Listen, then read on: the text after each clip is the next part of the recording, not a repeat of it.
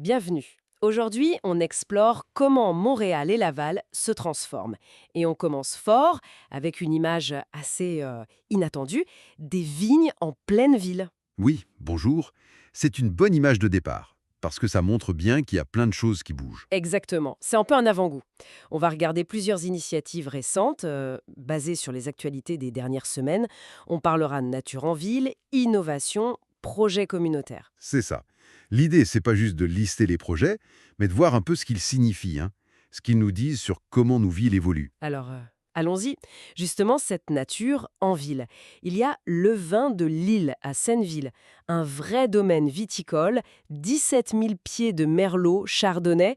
C'est assez fou en zone urbaine. Ah oui, 17 000 cep, c'est pas rien, et ça s'ajoute à d'autres initiatives plus petites, comme Vignonville. Oui, qui met des vignes sur les toits, Palais des Congrès, SAQ, ITHQ, même Ubisoft, et au marché central depuis 2021. C'est surprenant.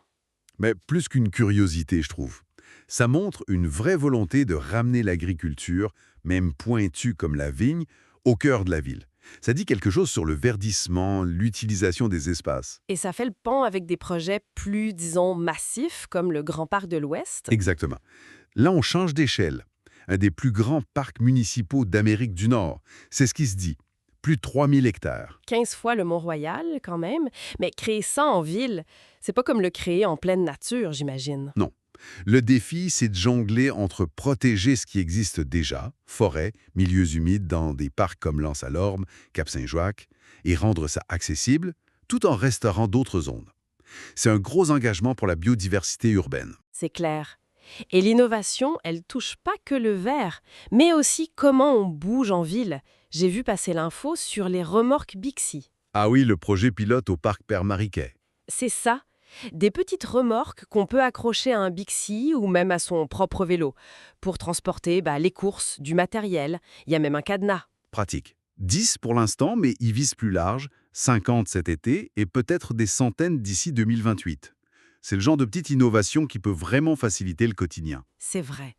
Et ça mène à l'autre grand thème, la communauté, les loisirs, les services. Le parc Georges Verneau, à Saint-Michel par exemple. Grosse revitalisation. Oui, un investissement de près de 6 millions. Ils refont toute la partie Est d'ici l'été 2026. Et c'est pas juste un coup de peinture. Nouveau terrain de baseball, soccer, synthétique, mais aussi une agora verte, une micro-forêt. Une micro-forêt de 1000 mètres carrés, c'est intéressant ça.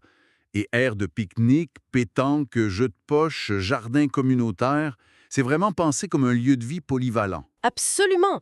Et on voit aussi un souci d'inclusion. Au parc du lac à la Loutre, à Saint-Henri. Ah oui, les nouveaux modules de jeu. Accessible pour tous les enfants. Tourniquet au sol, structure où on peut aller en fauteuil roulant. C'est génial ça. Ça change concrètement l'expérience pour des enfants qui peut-être ne pouvaient pas jouer comme les autres avant. Le jeu partagé. Tout à fait. C'est un fil conducteur, cette idée de lien social et de service. Il y a aussi, plus simplement, le répertoire de danse extérieure gratuite cet été à la Chine, la salle Verdun. Salsa, swing, danse en ligne, sympa. Oui. Et puis, le nouveau CLSC Montréal-Nord-Est avec une approche porte ouverte pour faciliter l'accès aux soins. Ou encore à Laval, ce projet de village à Pont-Vieux. Ah oui, la réhabilitation de l'ancien officiat des Sœurs, C'est ça. porté par un collectif, pour faire du logement social et abordable, mais aussi des espaces communs, des services, Hmm. une vision très intégrée. Donc beaucoup pour le cadre de vie, la communauté, mais il y a un aspect économique aussi, je crois, notamment pour l'hiver. Effectivement. Tourisme Montréal et le ministère du Tourisme relancent le FITI. C'est le Fonds d'intervention pour le tourisme hivernal. OK, FITI, pour dynamiser l'hiver à Montréal. Exactement. Rendre la ville plus attractive pendant la saison froide. Il lance un appel à projet pour des initiatives entre fin 2025 et début 2028, avec une aide financière possible. Et c'est ouvert à qui? À pas mal de monde. OBNL, les organismes sans but lucratif, entreprises, municipalités, communautés autochtones. C'est assez large. D'accord. Un soutien ciblé, donc? Bon, si on résume un peu tout ça, on voit clairement plusieurs tendances fortes.